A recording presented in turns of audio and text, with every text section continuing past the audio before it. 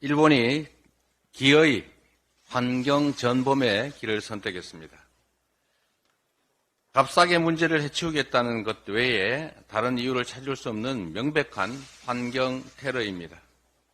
역사는 일본 정부와 기시다 내각을 반인륜적 오염수 테러를 자행한 환경 전범으로 기록할 것입니다.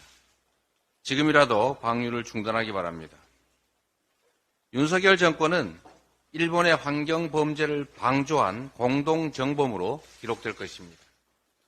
세계환경단체인 그린피스는 오염수 방류를 일본과 한국 정부의 합작품으로 정의했습니다. BBC, CNN, 뉴욕타임즈 같은 외신들도 한국 정부가 오염수 방류를 지지했다라고 보도했습니다. 그러나 방류가 시작된 후 한덕수 총리는 담화에서 선동과 가짜뉴스는 어민의 생계를 위협할 뿐 아니라 국가 신뢰와 국민 건강권을 해치는 행위라고 말했습니다. 국민의 입을 틀어막고 오염수 방류를 허용해 우리 어민의 생계와 국민 건강을 통째로 위험에 처하게 한 정부가 바로 가짜뉴스의 원천입니다. 무책임한 윤석열 정권의 행태를 결코 국민과 역사는 용납하지 않을 것입니다. 오염수 방류는 불가항력이 아닙니다. 사전에 충분히 막을 수 있었습니다. 지금도 중단할 수 있습니다.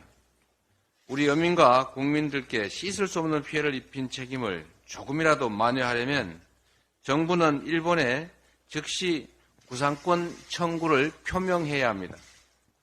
아울러 주권자인 국민을 대리한 대한민국 대통령이라면 침묵을 멈추고 피해 배상 책임만이라도 분명히 밝혀야 할 것입니다.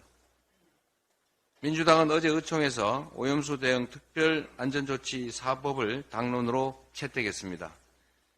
신속한 추진으로 국민 피해를 최소화할 수 있도록 최선을 다하겠습니다. 한덕수 국무총리가 의경 제도입을 도입한다고 하더니 이제는 말을 살짝 바꿔서 필요시에 검토하겠다라고 합니다. 윤석열 정부의 무능과 오락가락 행정의 단면이 또다시 드러난 것입니다.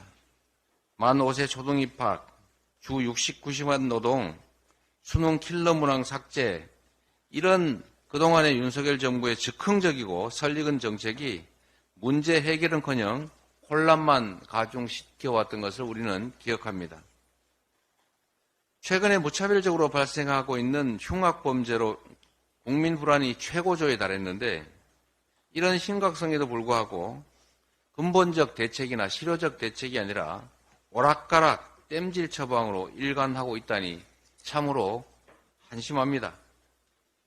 애초에 병력 자원이 부족해서 지난 5년간 단계적으로 폐지해온 제도를 석 달 만에 다시 부활시키겠다는 발상 자체가 윤석열 정권의 졸속 그리고 무능 행정을 증명합니다.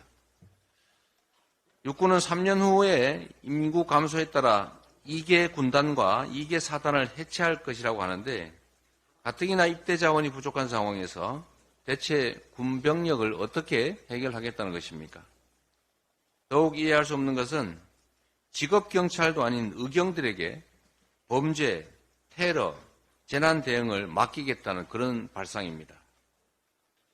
대책 없이 대민 업무에 투입돼 유명을 달리한 최상병 사건이 아직도 진행 중인데 윤석열 정부는 더 이상 조변석회하면서 청년을 수단화하는 아니면 말고식 정책 중단해야 할 것입니다.